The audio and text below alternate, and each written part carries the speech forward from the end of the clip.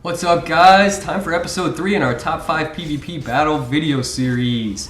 Hope everyone enjoyed your holiday weekend last weekend. And now that that holiday weekend is over, we are back on the 1 episode per weekend schedule. So let's start it off with Dusty24 on the Xbox playing a Dragon Knight. He is staging the fight here. He's got a lot of people here, so he's going to take him to the edge and leap all over all of them. Let's watch that again.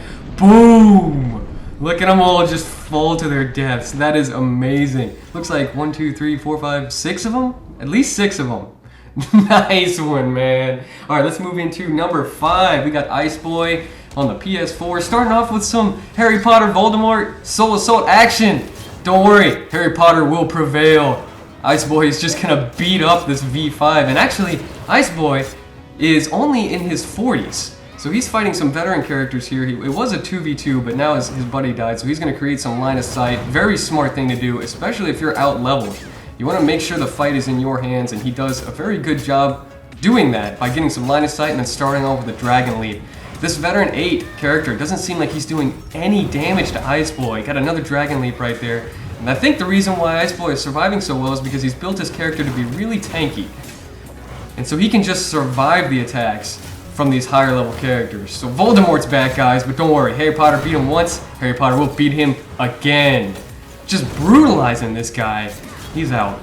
He's out. Well done, Iceboy. Alright, number 4. Who we got here? We have Herx playing on the PS4. He is a Templar. He sees a bunch of people here. There are some friendlies here, but he's not going to worry about them. He's going to jump in with the Bat Swarm and the biting jabs. Not much those guys can do about that. There are other friendlies here helping Herx out, but Herx is pretty much doing all the work here. Now that he killed a couple people right there, he's going to figure out what else is going on the battlefield.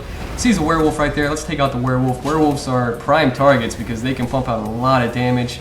He's going to throw a spear at You're a Clown and then get in his face with the crit charge and the execute. Another wolf on the field. Shoot him with some poison damage. Poison is what wolves are vulnerable to, so that wolf cannot survive. And this guy is just sitting there watching all his buddies die, and he's just gonna get eaten alive by the bats and the jabs. Don't just sit there while your buddies die, man. Well done, Herx. Let's move into number 3 for this week. We have Zoe playing on PC.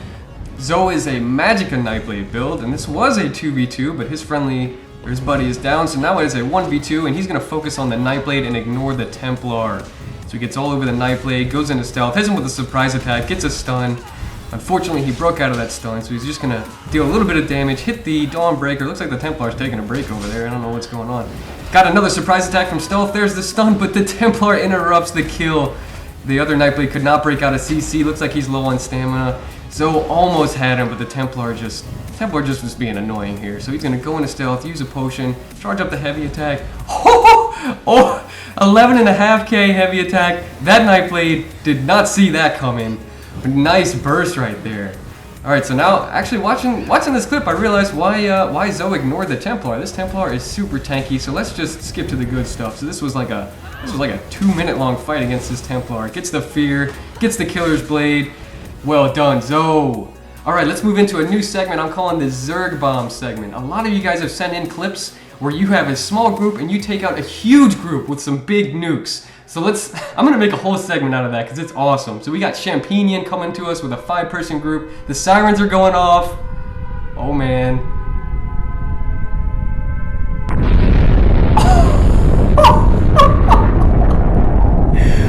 Three Dawnbreakers, the triple Dawnbreaker. This whole group of EP was just sitting on their flag. They had no idea they were about to get smacked with the Zerg Bomb. Oh, look, it's just complete chaos now. Unfortunately, Champignon's down, but look at all the bodies.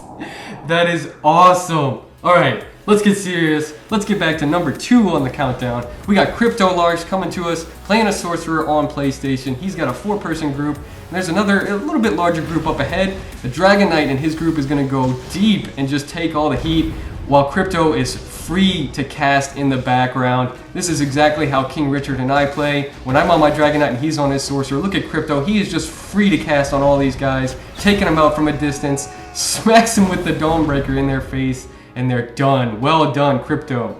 Alright, let's move into our top clip of this week. Number 1, we got Bolterity, also playing a sorcerer. He's on PC, and he is going to my absolute favorite place in ESO to PvP, the boat.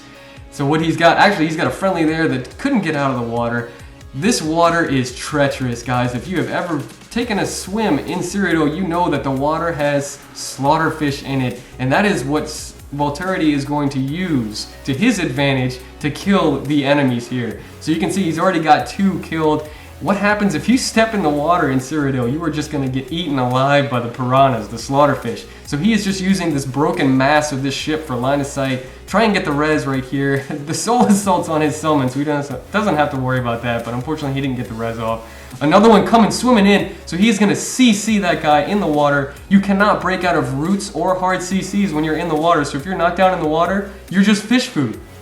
So he has killed 4 people already. The 5th one's out there on the shore. He's gonna go ashore, and he's just gonna do a nice 1v1 here. Actually, there's a Templar up above, and you can see the dark flares hitting Bolterity's ball of lightning. So, and then the Jesus beam on his summon. So that Templar's having a hard time targeting Bolterity. Meanwhile, Bolterity is just laying the pain down on this sorcerer in the 1v1.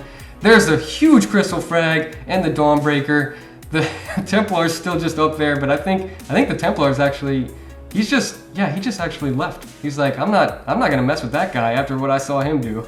Well done, Bolterity. Oh man, I absolutely love the nautical PvP.